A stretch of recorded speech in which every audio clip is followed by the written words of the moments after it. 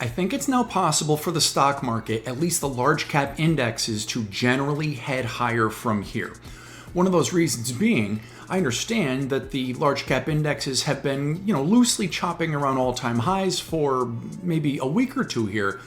But in that choppiness, the underlying emotional mood swings, always rolling between happiness and fear, in the medium and short term, we're both pretty much around neutrality. Now at neutrality, I don't have an advantage over the emotional traders out there, and I generally kind of want to be a little bit cautious. Well, one day does not make a trend, but those neutral emotions today have become a little bit happy. So I think it's possible that we could see higher prices in general. It's not going to be every day, but I think the markets can generally head higher from here. Sure, we'll see what happens with PPI, wholesale level inflation data. Those numbers come out on Thursday before the bell, but investors, traders generally liked the CPI numbers that came out this morning.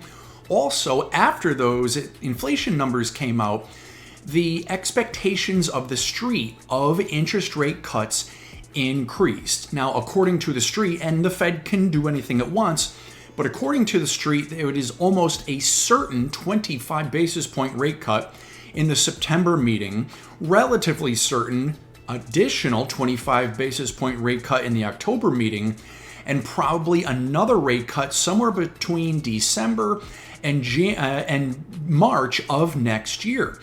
Even whether you agree or disagree with those rate cuts, the market investors are addicted to cheaper money.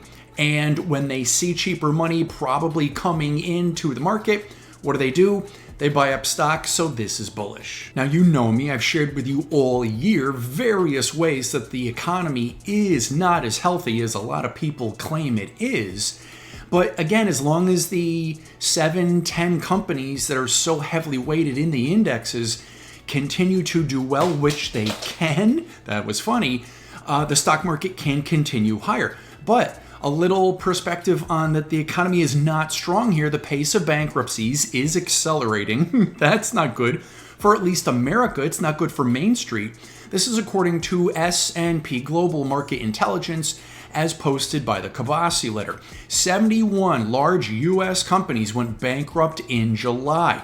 That is the highest monthly cut since COVID in 2020. This follows 66 and 64 filings for bankruptcy in June and May, respectively.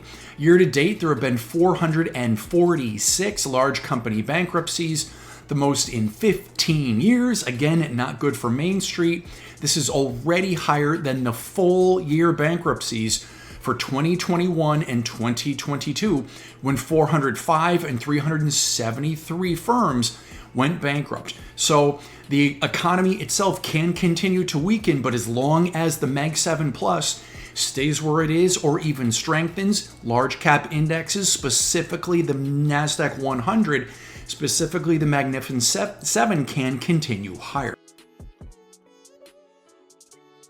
My short U.S. oil trade continues to be phenomenal, looking like, at least as of about 2:28 this afternoon, could close at a sort of multi-monthly low here. That would be excellent. I still hold all of my short crude oil position. Natural gas got beat up big today. This is not good for my long natural gas position. Still in that confirmed breakdown range between $3.07 and $2.84 a cubic foot. For a little while, natural gas did by a penny break below $2.84. So let's see where it closes if we make a unconfirmed breakdown below $2.84 a cubic foot or not. So let's see. Is this finally where natural gas stops falling and starts to rise, or does it fall more? If natural gas falls more, confirms the breakdown below $2.84 a cubic foot, wow, I think natural gas could fall hard, maybe as low as $2.39. Watch these levels. The 10-year yield and the 20-year yield were up today. 20-year yield actually up more, but I love this because I am short my favorite bond fund. When yields go up, my favorite bond fund goes down, and I'm short it, so that's wonderful. Specifically on the 10-year yield, yeah, it did hit its head above 4.32% and then come down a little bit. but that would be the next bullish move, in my opinion, and I can be wrong for yields, to first make an unconfirmed and then a confirmed breakout above 4.32%. Watch these levels. What do you think? Let me know in the comments. Quickly back to the market itself here, the S&P 500, SPX. Because we have bounced around this level here at around 6,368, I personally think that sort of formed a new level here.